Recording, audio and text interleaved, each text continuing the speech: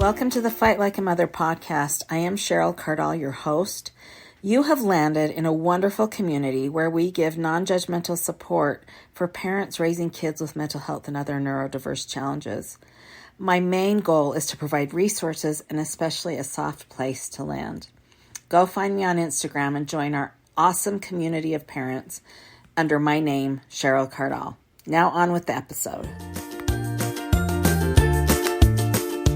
Welcome to the Fight Like a Mother podcast. My guest today is somebody that I have met via Instagram, and we have a lot in common. And we met as I was planning the Fight Like a Mother conference back in the fall, and I found a really great resource through Jessi Stringham, who is my guest today. And we're going to talk a little bit about her story and how she came to find this great resource. Welcome, Jessi. I'm so glad you're here. Thanks, Cheryl, for having me. Of course.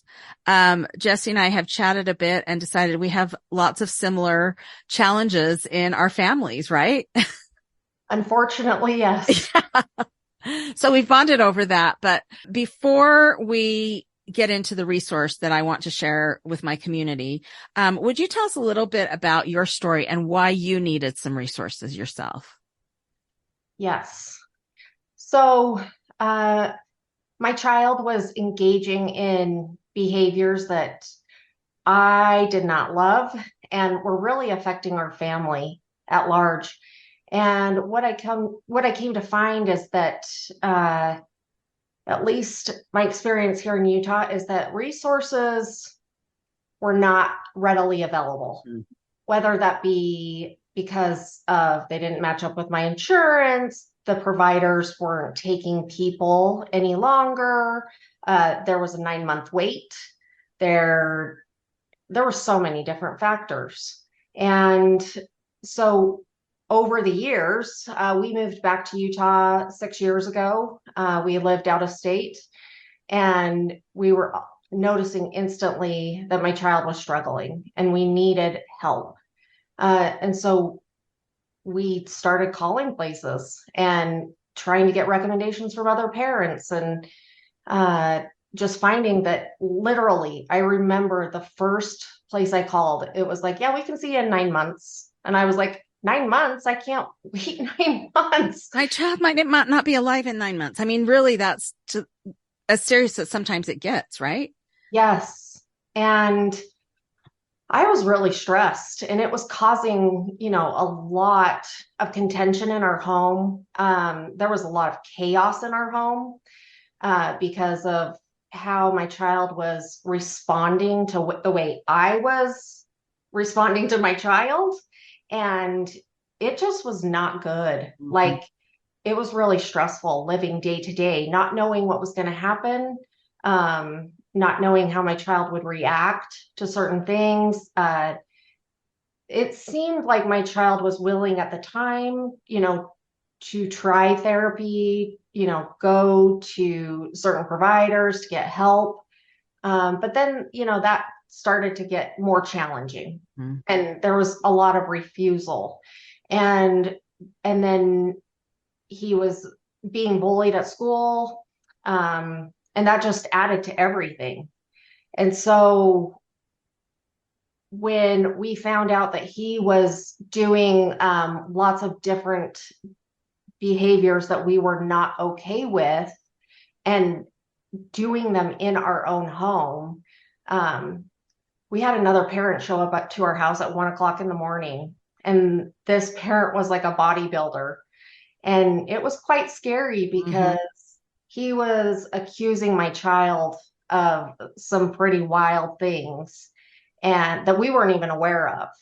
We invited this parent in at 1:00 in the morning and had this 3-hour conversation about it. And then the next day, I decided to contact all those parents of the kids that were in my home doing those behaviors.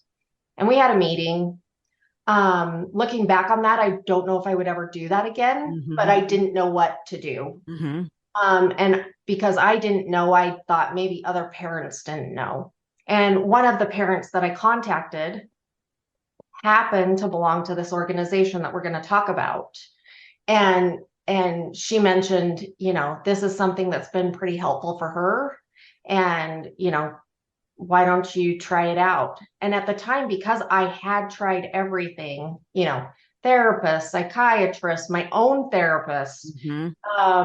I thought, I'm gonna give it a shot. I don't really have anything to Yeah, lose. So definitely. that's Definitely. basically how I found Changes Parent Support Network. Yes.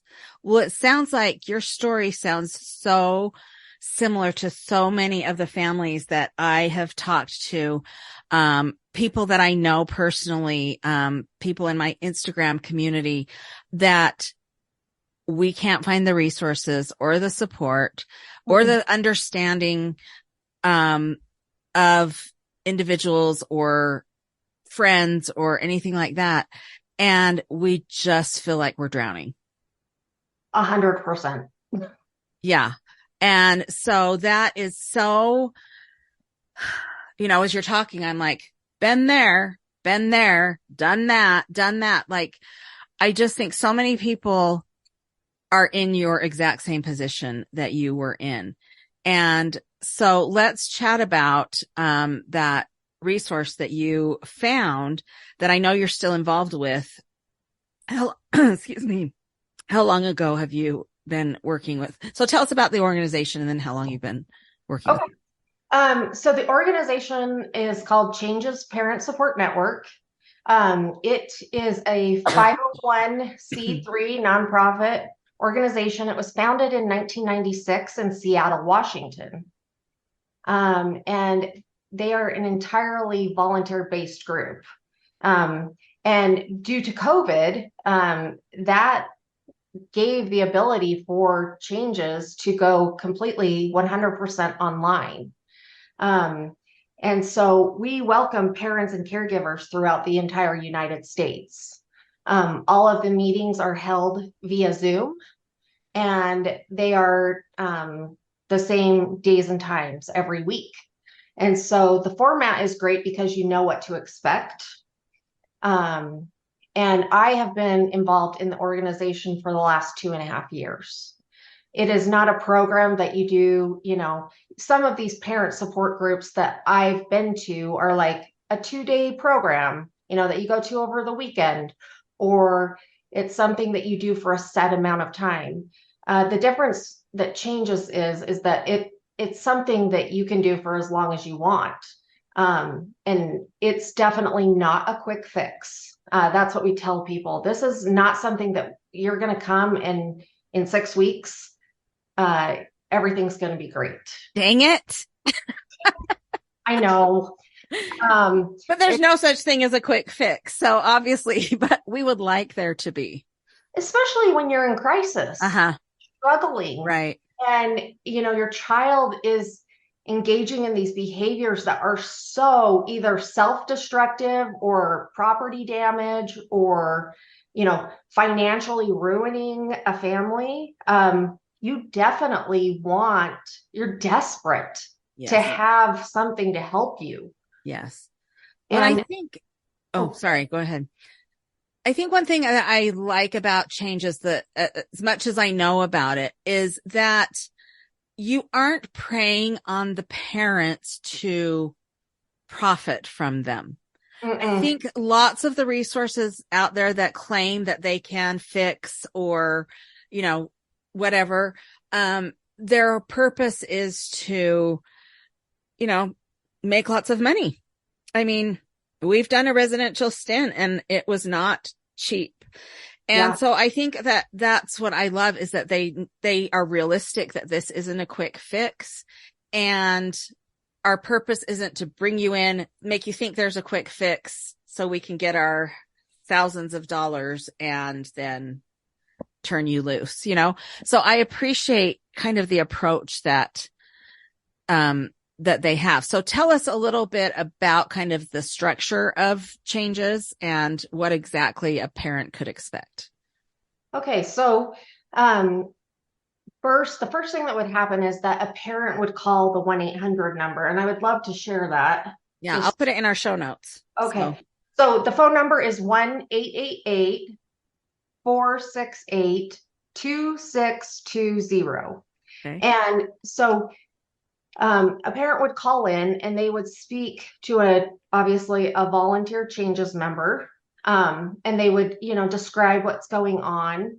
And that person, the intake person, would share like what changes is about. And, then that person can decide if that is for them. They Changes offers an orientation once a week. So either it rotates, so there's options. So it's either Sundays or it's Mondays, Monday nights. And you go through an orientation process, which is 1 hour.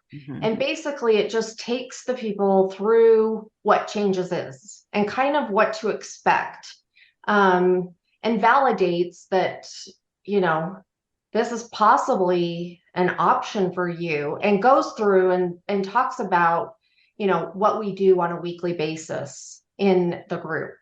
But we talk about, again, how it's not a quick fix, how we are not counselors. We are just parents with experience. We definitely believe that, peer support complements clinical support. So we definitely do not believe that this replaces any type of therapy. Right. And so once they go through that orientation, which is only about an hour, then the next day they get a call that asks what they thought about the orientation and if they think that changes might be a fit for them.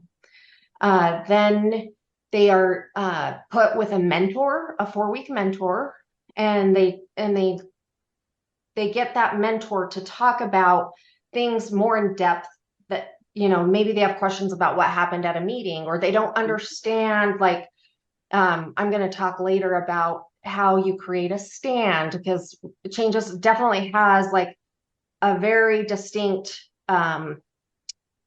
action-oriented step program of what you do every week and what you're, expected to work on. It's not a place where you come and just complain and then leave. We're expecting you to work on goals, because we believe that, we can't change anybody but ourselves. So this is not a program to change your child. This is a program to work on you as a parent, and maybe what behaviors are contributing to the chaos in your own house, and maybe how you can think of changing them. Yeah, that's really interesting that you say that, because I distinctly remember sitting in a family therapy session, years ago, and all of a sudden it dawned on me what I was doing to contribute to this situation. And that's a hard pill to swallow. I hadn't caused this, but I was contributing to it. And that can be really hard to stare that in the face. Yes. That's really difficult to stare that reality in the face. Yeah. Because don't we always think like, oh, well, if we call, this person, or if we call this person will help us change our kid. They will fix them. Yeah. They'll fix them. Yeah. And, based on my own research and my own experience over the past 5 years, probably longer than 5 years, it's not the case. And Changes does it in a very non-confrontational, non-shaming way. Yeah. Because we totally believe one of their key principles is no acing, and no ace stands for do not give advice, criticize, or explain. And that is to our children as much as it is to other changes members. So we don't believe in telling someone what to do, but we phrase it more like, in my experience, this is what I tried with my child. You may want to give that a try. This may or may not work. And, sometimes depending on where you are in your journey, you might not be willing to try something yet. Yeah. There were a lot of things that I really held on to in the very beginning of changes, where I was trying to still control my child, trying to get him to stop doing things that I didn't want him to do, and not recognizing that I don't have control over that. Right. So, That's scary to let go of. I think that's why a oh, lot of people like aren't willing to try it, because it's scary to let go of that control. it's very scary. So once they go through the orientation and they get the 4-week mentor, then the next step is just going to a meeting. And currently there's 3 meetings that they can choose from. The first one is Tuesday at 7 p.m. Pacific time. Mm-hmm. The second one is Wednesday, 7 p.m. Pacific time, or Saturdays at 10 a.m. Pacific time. And those meetings last about an hour and a half. Okay. The format of those meetings is always the same. The first 5 to 10 minutes is administrative, just announcements. It's run the same every week. There is a script. And because it's all volunteer based, everybody has the same script. They say the same thing. You know what to expect. Then the next 30 minutes is a presentation. And that can be done by a current changes member, an alumni member. Sometimes we get outside people to come in and give us presentations. Then after that, the large group, they call it large group, the presentation, then we break into small group. And that consists of maybe 2 to 3, sometimes 4 members. And that's where we work on what our goals are for this next week. And you can talk about what's going on, what you might need help with, what you might need, someone to say, whoa, like, oh my gosh, that's terrible. Like, sometimes I think as parents, I don't think we get a lot of validation. Absolutely.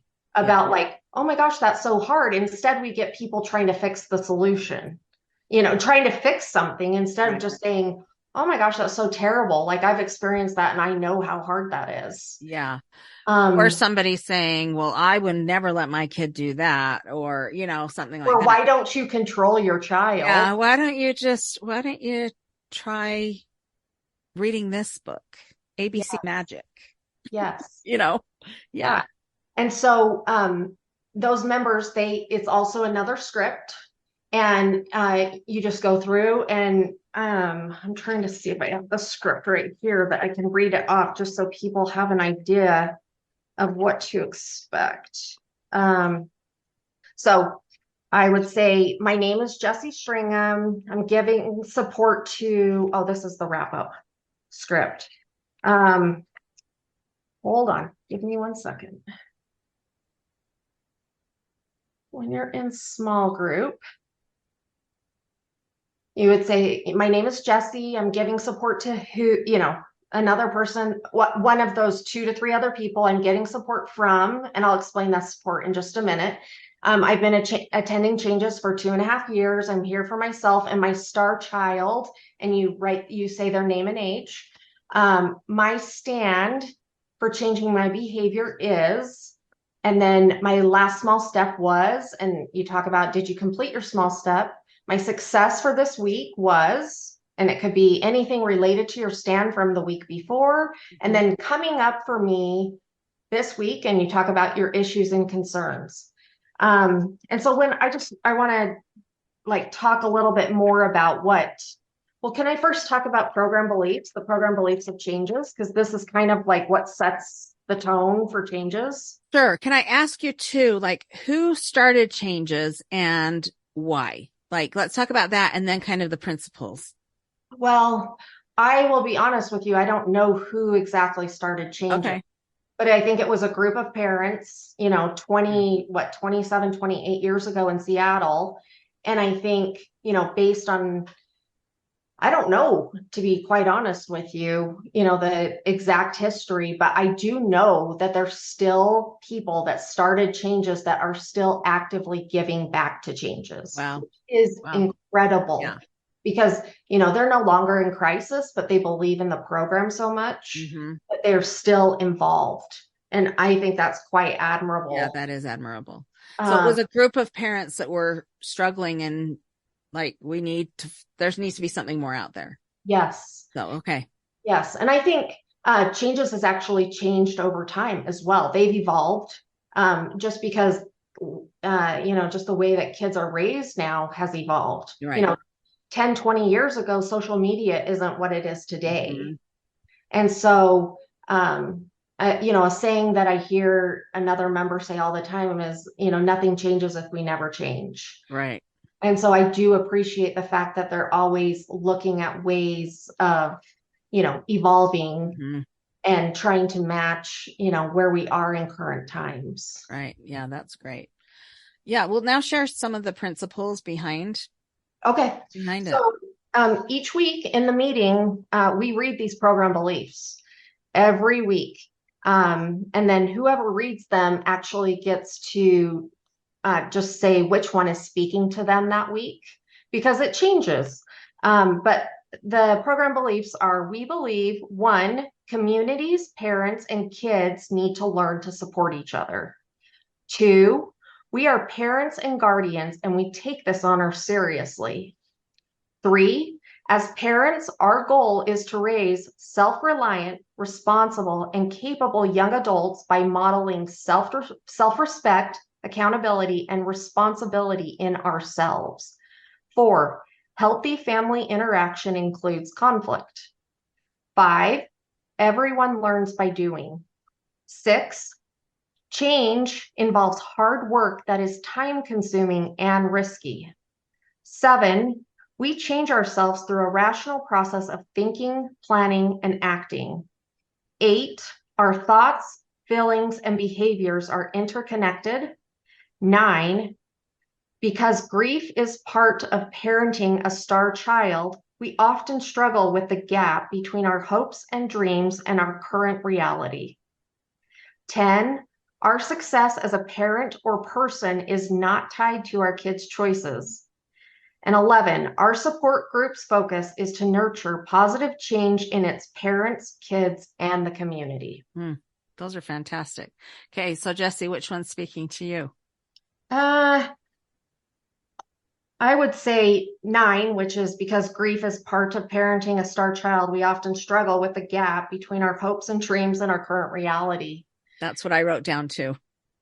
It's they just recently added that in, probably within the last 18 months, and it's so powerful because I think it's good to acknowledge it and not just kind of ignore, like, I don't really think I ever thought with my child, oh, my child is going to be a famous lacrosse star or whatever. I don't think I thought that ever far ahead. Mm-hmm. But because they engage in these behaviors that I personally would never do myself, there's just a lot of grief that goes along with that.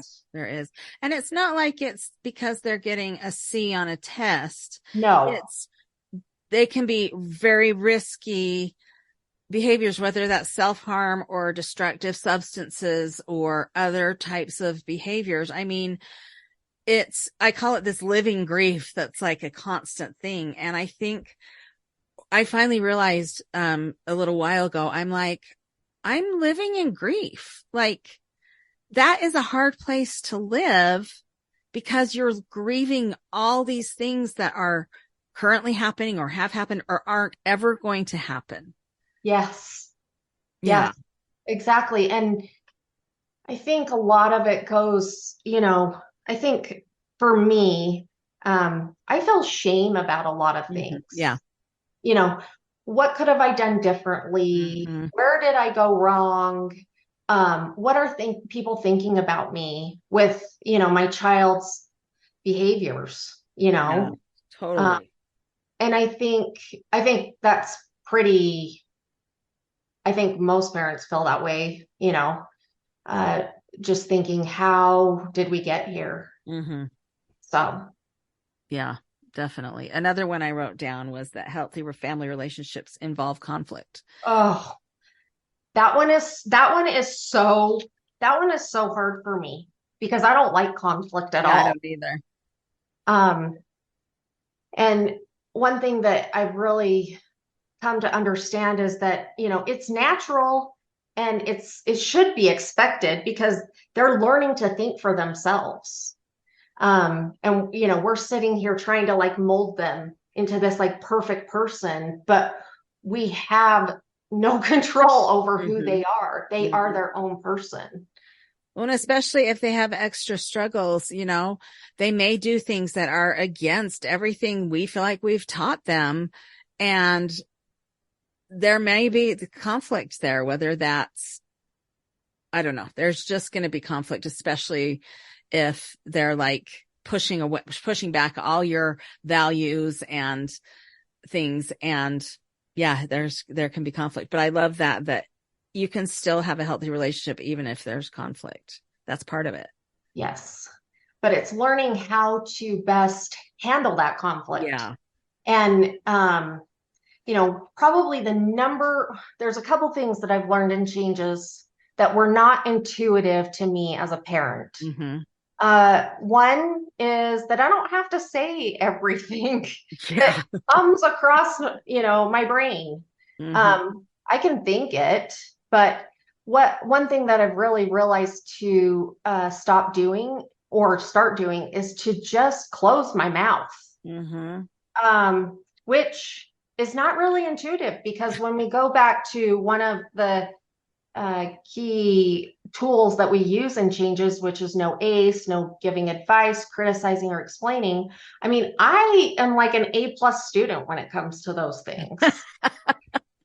Like I'm amazing at giving. Probably the number one thing I'm really good at is explaining. Like, so this was my experience. So if you Yeah. know what I did, or if you do exactly what I did, then you're going to turn out amazing, right? But what I've learned is there's more than one way to do something. Mm-hmm. Mm-hmm. And, I don't know the exact study, but they've said that there's studies that show that, up until about 12 years old, kids are willing to take your advice. Like they want to know your opinion and everything like that. But then afterwards, and especially these type of kids, they don't care what you have to say. Mm-hmm. They know everything and they could care less. Like if you had this experience, 30 years ago, they could care less if you see, oh, there's, the use of fentanyl on the streets is super high and you're Mm-hmm. trying to, warn them, don't take any random pills because, fentanyl is killing people left and right. They don't care. Mm-hmm. They're like, oh, I'll be careful. I know It won't happen to me. won't happen to me. Yeah. Yep. Yeah. So Well, and I also think like sometimes kids live in their own version of reality. yes, I mean, 100%. they do. And so we can say something, but also I think we have to realize like the world is completely different now than it was when we were growing up 35 years ago. I mean, it's not the same world. No. And so our teenage experiences are not the same. And so I think that's really wise to like those three principles are really wise. I heard you say, a star child a few times. Can you tell me what that is specifically? Yes. So I'm not exactly sure how they decided to come up with the term star child. I've heard a couple different stories. One is when they used to meet in person, they would have their name badge and they would list all of their children, and then they would put an asterisk by the child that they were there for that was struggling. Um, I've heard that. I've also heard from another member that Star Child is much more kind than what we really want to say about these children. And for me personally, I like the word star child because I am meeting over Zoom and sometimes my child is in my home. And although I try to get privacy from my child, if you were ever to overhear me say anything, I think star child is not like a negative Right. term. So that's how they refer to children Okay. in the program. That makes sense. Yeah. That makes sense. I do like that better than, other things you could say. Yes. Okay. So, let's see. So you talked about the small groups. What happens after that?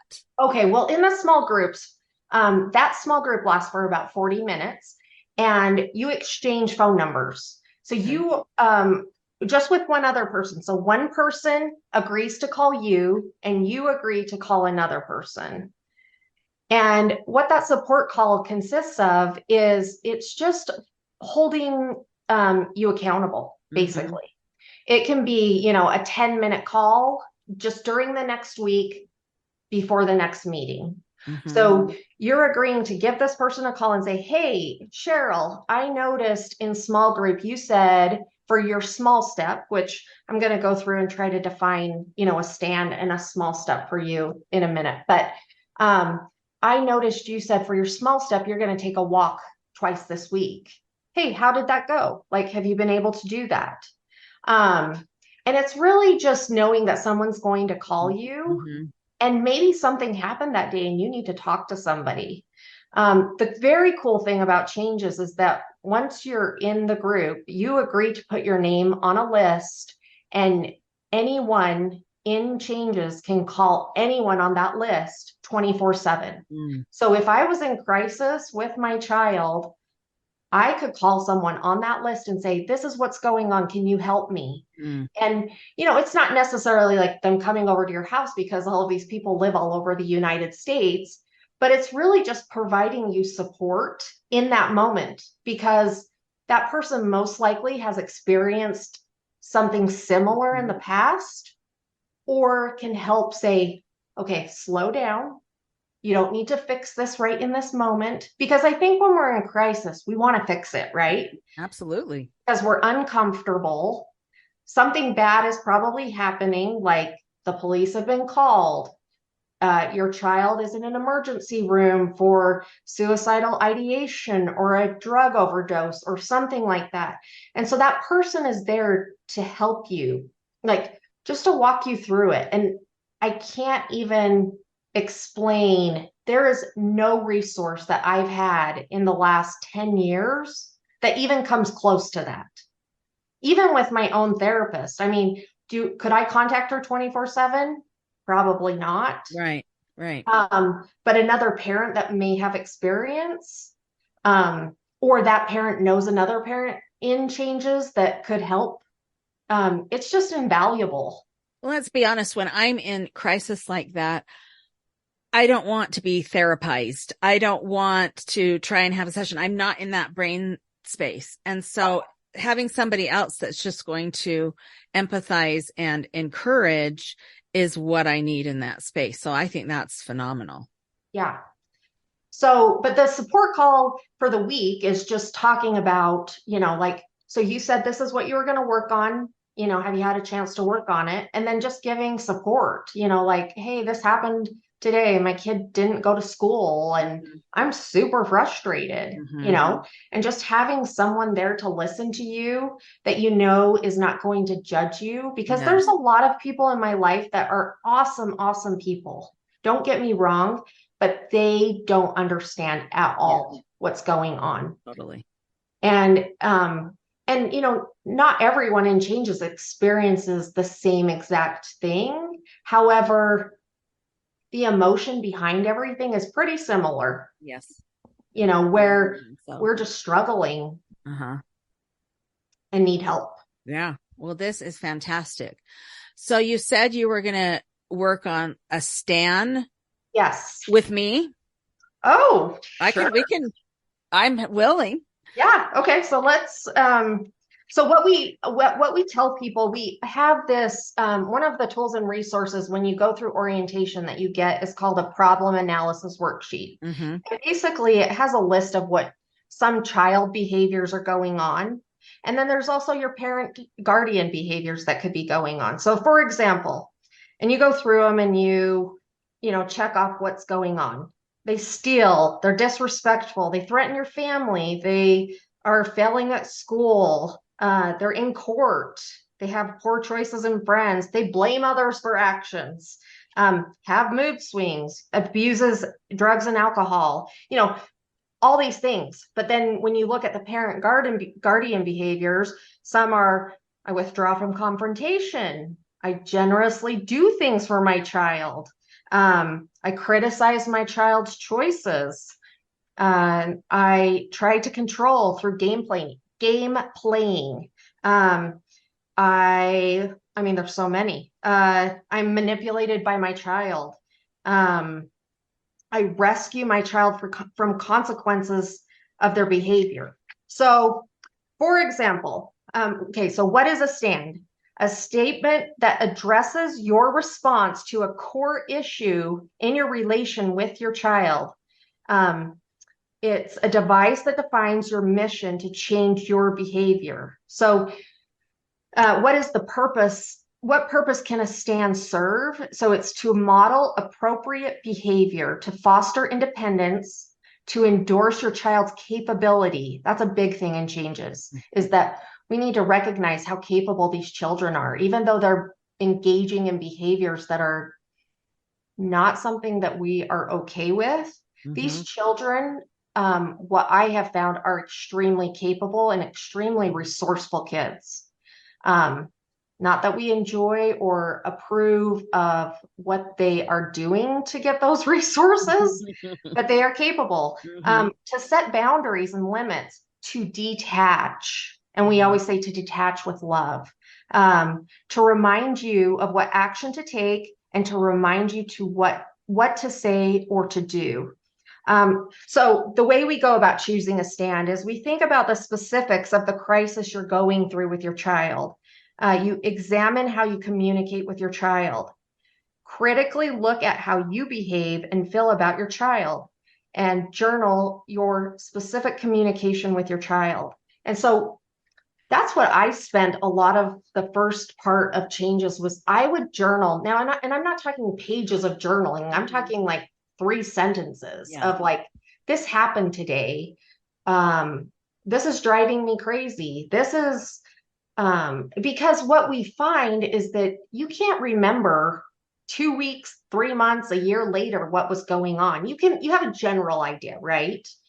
But it's always a good way to look back and see what was going on. So okay, a stand is our long-term goal for changing our behavior. Stands are expressed in the negative, meaning I will not, as we are identifying an aspect of our behavior that's counterproductive, and our intention is to stop doing that behavior. Okay, so basically we have lots of suggestions, but really when you go through that problem analysis worksheet, you can see like what people are like dealing with. Some stands are related to conflict. So I will not ace my child or my partner. I know, that could be something like I am not going to do that anymore. Or stands related to fear. This was one of my first stands. And my first stand was I will not let my own fears get in the way of my child experiencing the consequences of his or her own behaviors. Because I was so terrified of all of the behavior that my child was engaging in that I was like, oh, how can I stop my child from doing this so they don't get arrested or they don't go through the court system or they don't die, and it's just not a good way to live. It's so unhealthy. And so that led to my second stand. And you don't change your stands all that often. It's usually you keep them for, I don't know, 6 months to a year. I've had mine now for 2 years, but mine currently is I will not become enmeshed in my child's life and fail to take care of my own needs. And that came about because I was so sick.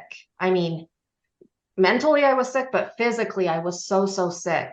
And it was because I was trying to make sure my child was going to school. I was trying to make sure that he wasn't, doing anything illegal.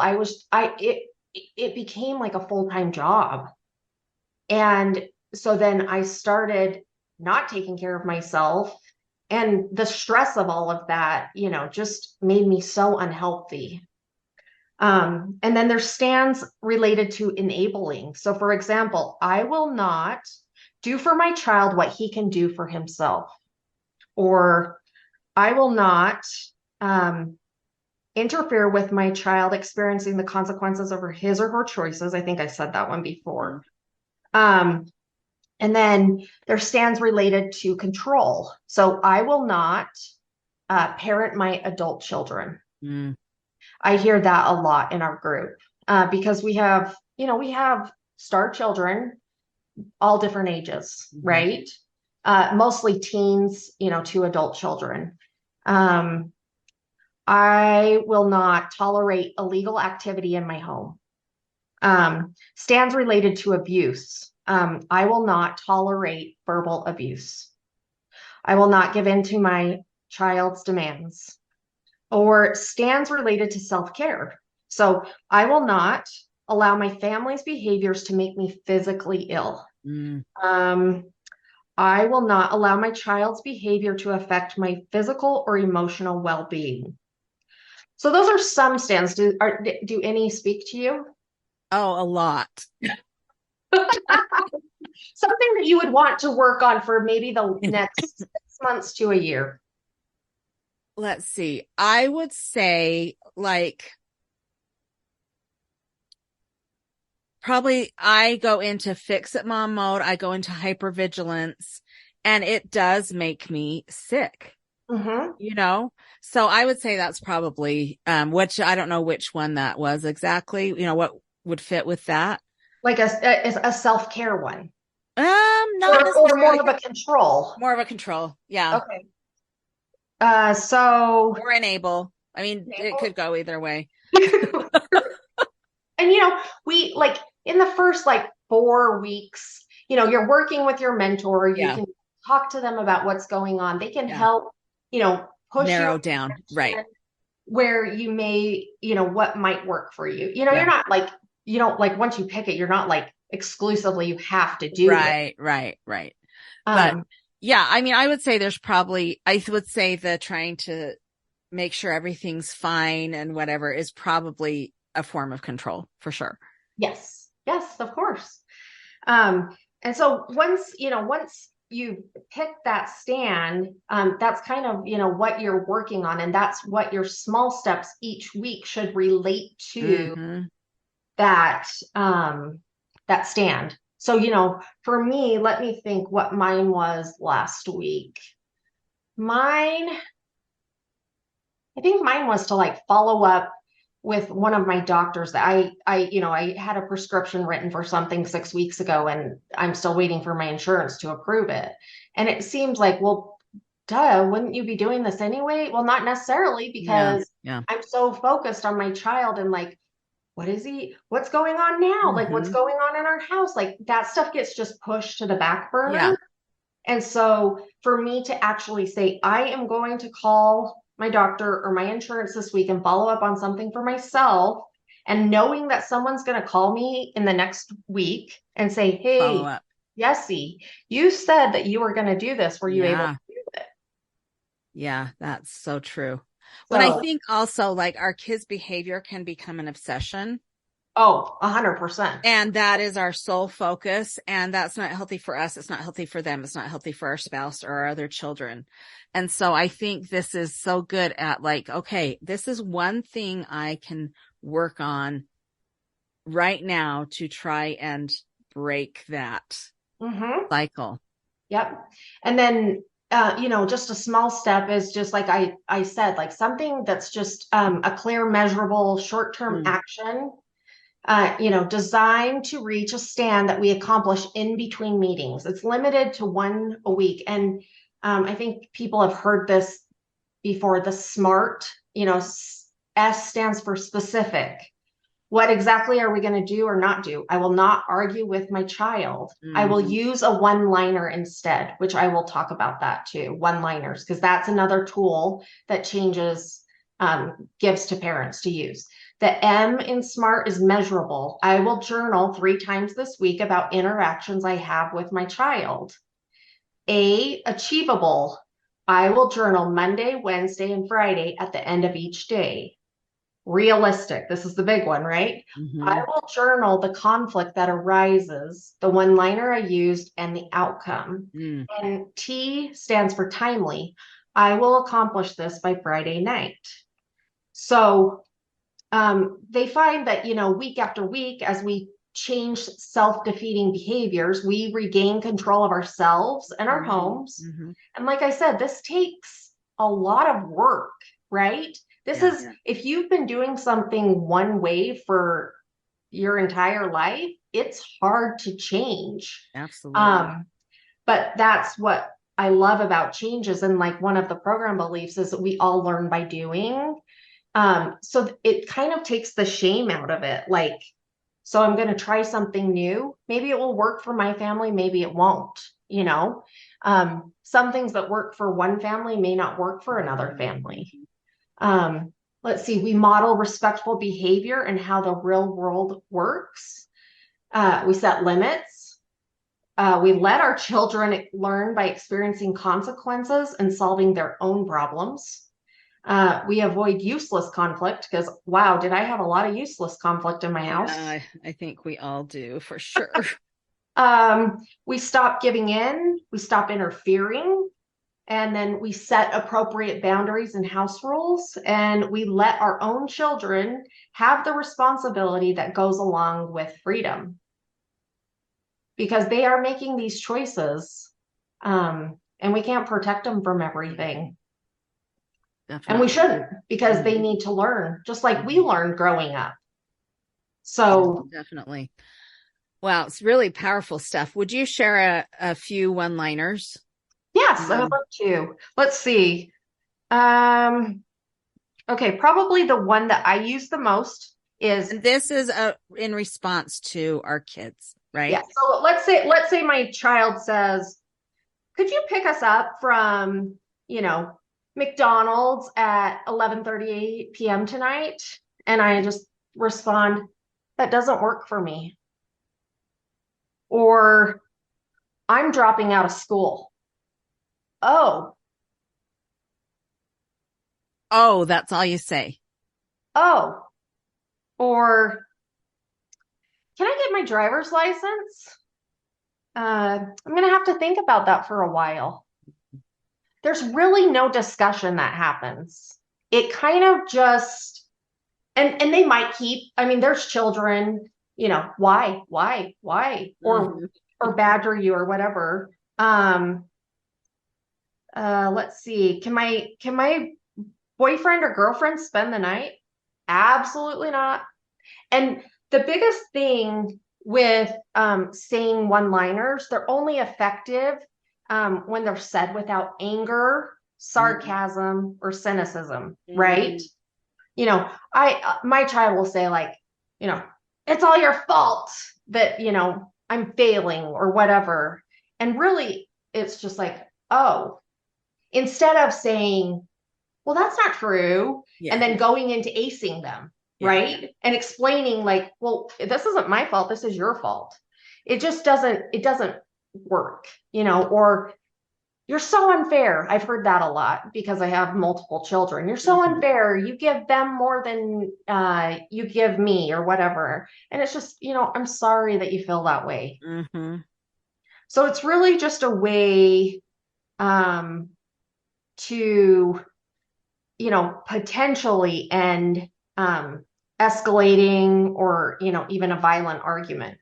Yeah. And even useless conflict. And useless conflict. And the biggest thing is a lot of people have found in the group is that you say it and then you walk away. You try to just, de-escalate the situation and walk away. But there's so many. The one that really comes to me a lot is, "That doesn't work for me," or "You do not have my permission," or "I know you can figure this out," or "I love you, I support you, and I know you can do it."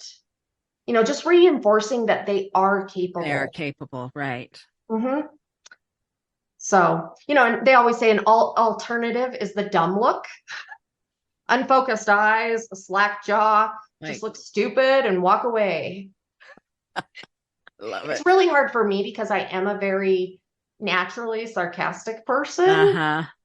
And the behaviors that they do sometimes, we've talked about this, is that you're just like, "What?" And so, my response is to be sarcastic. And so I have to be very careful of, just saying it and just walking away and not trying to be funny. So what I hear that you're saying is this is all working on our inner selves.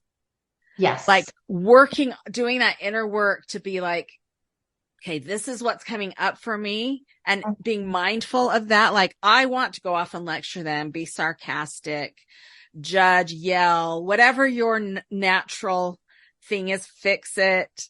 Yeah. And being mindful of that and saying, okay, that is not going to do any good. So I'm going to choose to use a one-liner or journal these circumstances or whatever. And so it's doing the internal work. And Yes. it's not easy. No, it's not easy. And that's why I'm still in the program, 2.5 years later, Yeah. because it's something that, even though I definitely 100% believe that, my house has gone from chaos to calmer. I don't want to say calm because Right. that seems like it's just great. It is calmer. It is something that is going to be continually something I'm working on forever. Right. Right. Because I have gotten better at it. I've learned to say, "Oh, I don't have to fix this right now." Uh-huh. Or when my child comes to me and, these children are usually pretty impulsive Mm-hmm. and they want something right now. Mm-hmm. They are not going to wait. Um, I have realized just because their anxiety is so high that they want me to fix it right then, I don't need to fix it right then. That's another thing I've learned, is that I can think about it. And that's, another thing about changes that I don't think I've talked about yet, which is called Think, Plan, and Act.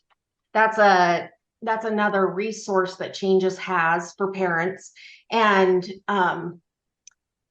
I'll just read what they have, but they said, before we came to Changes, most of us developed a cycle of reaction to our star children's outrageous behavior. Often we braced ourselves for whatever would happen next. In our anger and desperation, we felt we must do something immediately or things would get even further out of hand. And then we learn at Changes that we can slow down. Our star children are not toddlers. They don't need immediate feedback. The real world does not work that way, nor do we need to. Usually it has taken us a long time to get into our current situation, and it will take time to get out of it. Knowing that other members have found an effective path forward by stopping to consider and analyze their interactions with their star children, we can gather our courage and slow down ourselves.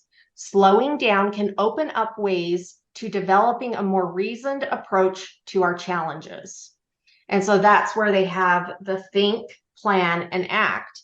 And what's so fascinating is my husband, he joined Changes with me at the same time, but he decided it wasn't for him.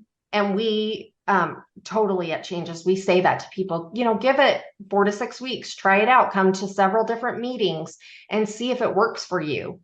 For my husband, he felt like it was a lot of work for him to call people once a week on top of his job. So he just thought, this is not for me. But he says to everyone we talk to, he's like, I have seen how much this has benefited Jessi.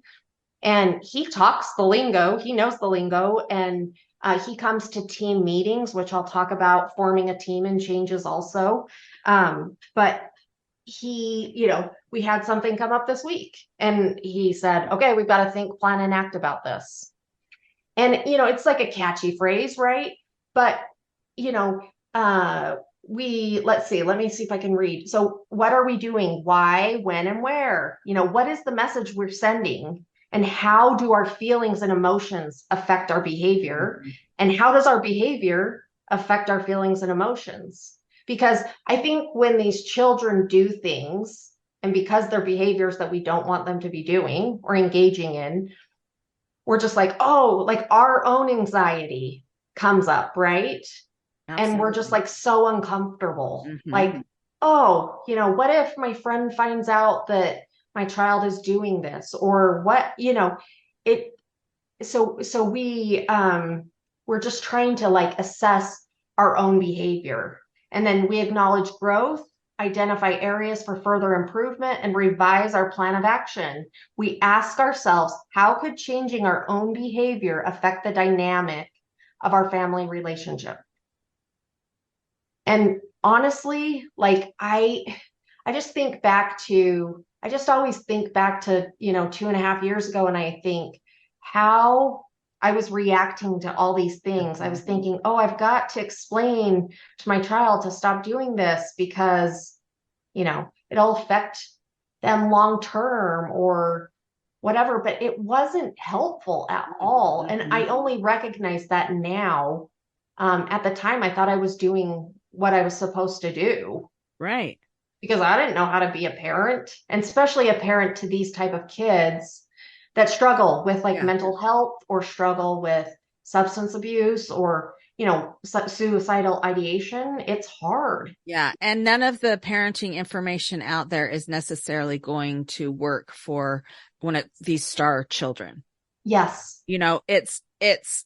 I felt like a failure for so many years because I was like reading books. I work with parents all the time. I have coached moms for over 10 years. And one of my hobbies is reading parenting books, which sounds crazy, but I really enjoy it. And I have a lot of knowledge, and I would try all these tactics and systems and whatever. And I was like, there's something wrong with me. Like it was a fundamental flaw with me. Well, that's not true.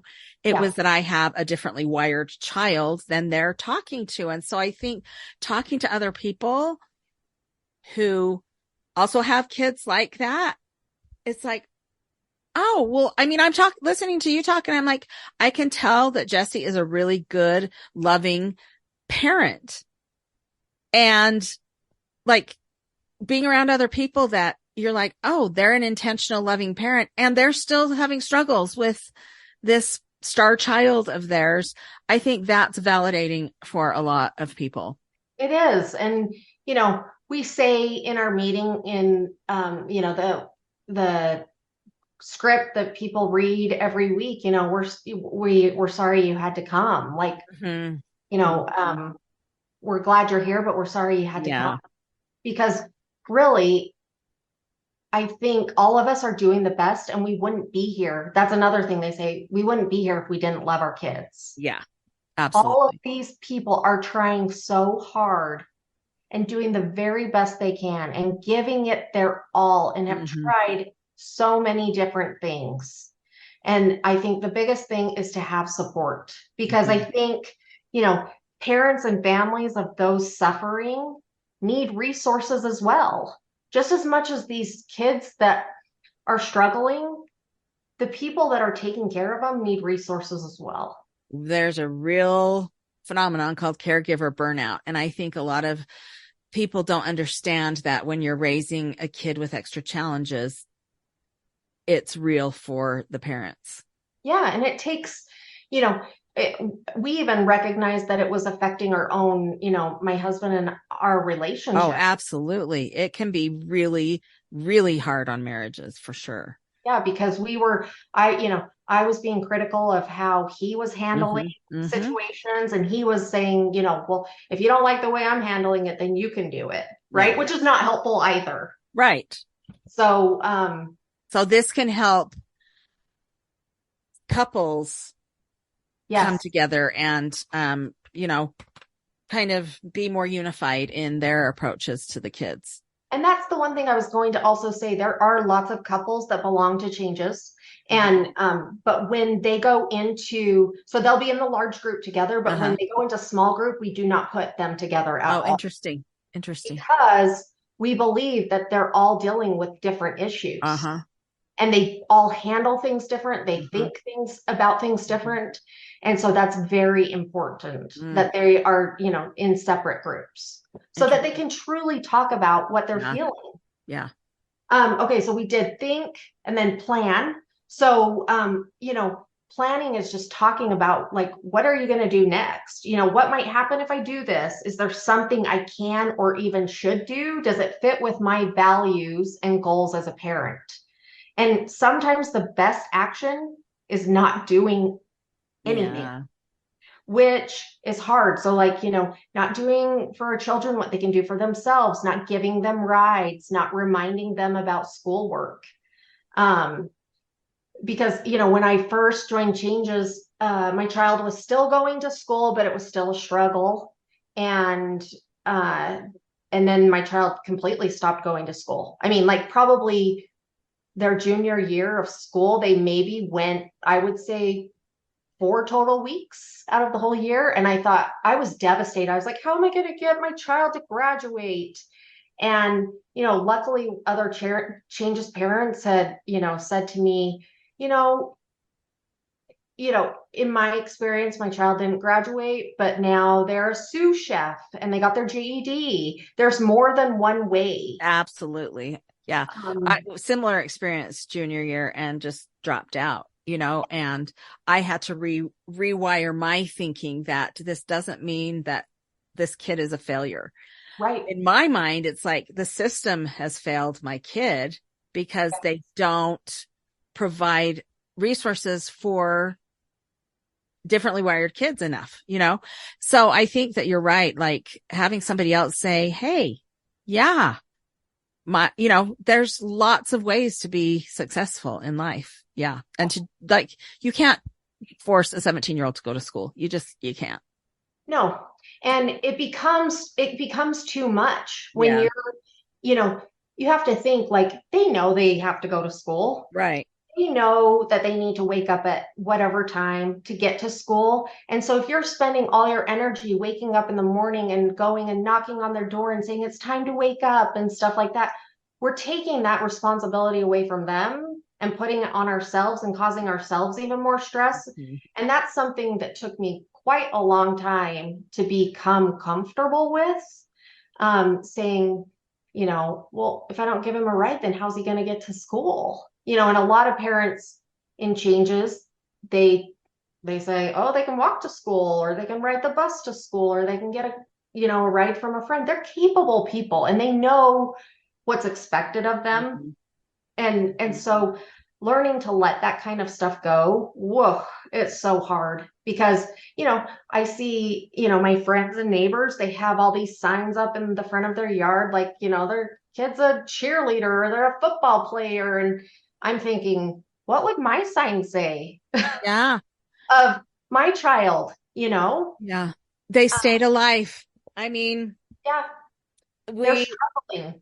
We were invited to an extended family party recently. And one of the things that was going to happen is people were going to go around and share updates on their family, which, that's great. But I was like, first of all, I'm not going to share the nitty gritty of what's happening in my family. And I'm at the point where I don't lie. Yeah. I am only real. Yeah. And so I was like, we didn't end up going to the party, but I thought, what would I say? And I thought what I would say is I would stand up and say, it's the end of 2023 and we are all alive. I mean, that's the sign that I would have in my yard is that we are alive. And people don't want to, that's uncomfortable. It's uncomfortable, but I'm not responsible for their comfort because honestly, sometimes that is your biggest accomplishment. Mm-hmm. As that everybody is still alive. Yeah. And it's just so hard because when I've opened up to people, it's always interesting to me. Most people will open back up and they will say, oh my gosh, I'm struggling with that too. Mm-hmm. But because of just how society is, we have to be perfect. We have to have these perfect kids that are involved in, 5,000 activities and they're getting straight A's and they're going to go, to some very elite college and, or even college at all. Yeah. Or college at all. Yeah. And so, I mean, I think it's admirable. And like, I think of that and it would make me cry. Like to say like, wow, we survived this year. Yeah. Or even this week, right? This week or today. I mean, really, sometimes it's minute by minute, but you think of a whole year, like we have survived this. It's been one of the hardest years we've ever survived and we're here. Yes. And I'm out of bed and, so I think that's the thing is like our wins look different than other Yeah. people's. Yeah. And that's okay. And they can celebrate their kid, and that's fantastic that their kid's on drill team or, football or the honor student. They should be celebrating their child, but our They wins are should. different. They Yeah. should. It's awesome. And then the last thing of think, plan, and act is act, right? So putting our plan into action is often the hardest part. Mm. Doing something new in a volatile relationship, many of us have with our children, can be scary. Whether it's a weekly small step or a significant change planned over several team meetings, we can ask for support from another team member at any time. Like I said, that call list is a 24/7 thing. And then thinking, planning, and acting are done on a regular basis until we're out of crisis and we're able to sustain the changes we have made. And then many of us continue doing this going forward in our own lives. And, all of these resources I've shared, like, no ACE, the one-liners, the thinking, planning, and acting. I do those with all of my kids now. It's not just my star child. Right. I honestly think it's just made our household just a more calm, easier place to live. What keeps going through my mind as you've been talking is this is a way to empower parents who then feel ready to empower their kids to take responsibility and accountability and live their own life. Because I think sometimes when we feel defeated by life, our kids' choices, we feel shame, all of that, then we don't feel empowered to take these actions. And then we're more inclined to enable our kids to try to control, to all of these things. Whereas if we can feel more empowered ourselves, then we have the confidence to empower our kids and let go of that control and that need to fix it, enable it, etc. So I think sounds like a really powerful program to help parents kind of take their own inner power back. Yeah. And, there's also, once you're in the program they say usually 6 to 8 weeks, and, some people do it longer, some people never form a team, but they also have a resource where you can ask other team members, like people that have been part of changes, to be on your team. And outside of these weekly meetings, you can meet with these people that you ask to be on your team, and they focus solely on you. Wow. And what's going on in your life. So currently I have a team and there's 5 members on it, and there's people that have been there for, I have somebody that's been there for 5 years. I have somebody that's newer like me. I have somebody that's even, been around for 9 months. And so you get a different feel, like you get some very experienced parents, and then you get people that are kind of where you are. And I can call on those people. I can say, hey, I want to have a meeting every Sunday at this time. I don't do that anymore because I'm not as in crisis. But they solely focus on me, and they go through all of these things like think, plan, and act. They say, okay, so your child is not going to school. What would you like to do next?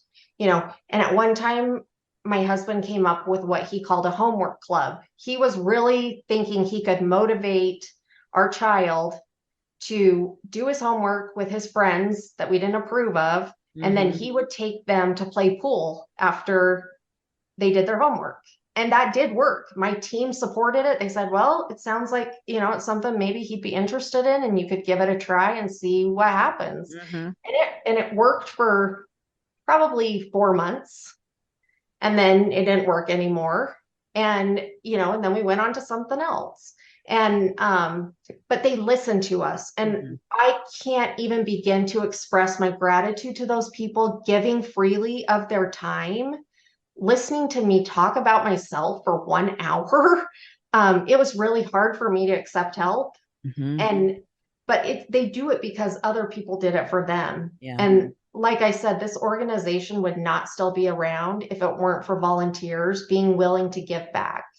And there's so many different ways of giving back in the organization. Like I sometimes sign up to do the orientation, or I read the script at the meeting, or I am a mentor, or I do my support calls. I think the biggest way of giving back to changes is showing up to the meetings. Because if nobody showed up to the meetings, there wouldn't be a meeting. Right. And so showing up to the meetings, listening to the presenter, doing those small groups, giving my support calls. There's a board of directors that gives back and gosh, thinks so much about the entire organization of changes. I mean, there's so many people, making this little organization work. And we're a small organization. Like we have a spot for 5 spots every week for orientation. With the rollout of 988, I think we're trying. My biggest thing was like, talking to you today was to like just share with other parents that this exists. Yes. Because I think so many times, like I've heard so many people say, I did not know that this existed. And I am just so, big on making sure that people know that this is a resource out there. If, it works for them, great. If it doesn't, great. But I just think if people don't know about it, then they don't know about it. Mm-hmm. Well, and there's that quote that says it takes a village to raise a child. And sometimes I look around, I'm like, where is the village? Like, is it hidden in the mountains? Like, where's my village? And this sounds like a really great village that you could possibly find to help raise these star kids that, your next door neighbor doesn't know what to say to you because they've never raised a child like this. But somebody on your team is like, I've been there, not the exact same circumstances, but I get it. And so I want to support you, which I think is phenomenal. And I think this resource is so important. And guess what? I think I'm signing up. It's great. Yeah. It's great. We have David Kozlowski coming to speak on Saturday. Oh, you do? Yes. Yeah. I'm so excited. He is awesome. Yeah. He's so awesome. Yeah. So that is awesome. Well, yeah, and so it sounds like you provide speakers that come and talk to the parents, maybe therapists and other experts that come and talk to the parents. Yeah. So, it just sounds like there's a really well-balanced, support group there. Yeah. Well, and some of my favorite presenters are the people that share their parent story and about how changes has affected their life. Mm-hmm. And those are super powerful. They also have presentations like, we have Changes 101. So we have, talking about the program beliefs and people sharing about that. We have people that are in our group that are actual therapists, but that have star children. I can think of one parent that showed how to do tapping, like that's something I didn't know about before. Super cool. Talking about thinking, planning, and acting. I mean, just really basic things that there's just something different every week. Like I know this week they were talking about a holiday survival guide and how to survive the holidays and, what to do if something happens, or it's just such a phenomenal resource that's there. You know what to expect because they handle it, they do the meeting the same all the time. And so you know what to expect. Yeah. Well, Jessi, this has been amazing. And you've given us so much great information. I assume there's a website that people can go to. There is. It is cpsn.org. So Changes Parent Support Network.org, basically. Okay, I'll put all this in the show notes. Are they present on social media at all? We have both a private Facebook group, which members can talk about, like, I'm looking for a therapist in this area. Does anybody have recommendations? So we have a private group, and then we also have a public Facebook group. Okay. And is that Changes Parent Support Network? Parent Support Network. Okay. I can give you a link when. Yeah, just email me that link and then I'll put it in all of this in the show notes. So, is there a way for people to reach you if they have more questions, or should they just reach out to Changes? I would recommend calling the 1-800 Okay. number. Okay. I'm always open if anybody wants to contact me. Trying to think how the best way would be. I have my own email with changes. It's Jessi, Jessi at cpsn.org. Okay. Um, Okay. So people can reach out to you via email or yeah. call that 1-800 number and get some more information. So I'm willing to speak with anybody, at any time, but we always just recommend calling that 1-800 number and going through the orientation to see if it is something that would work for you and your family. And it's pretty simple. It's a 1 hour thing. mm-hmm. So. Well, Jessi, thank you so much for coming. This is just really important information. Important to have, like, you feel like you have some people behind you supporting you in this difficult journey. So thank you so much. Thank you for having me. I really appreciate you and all you're doing. Well, thank you.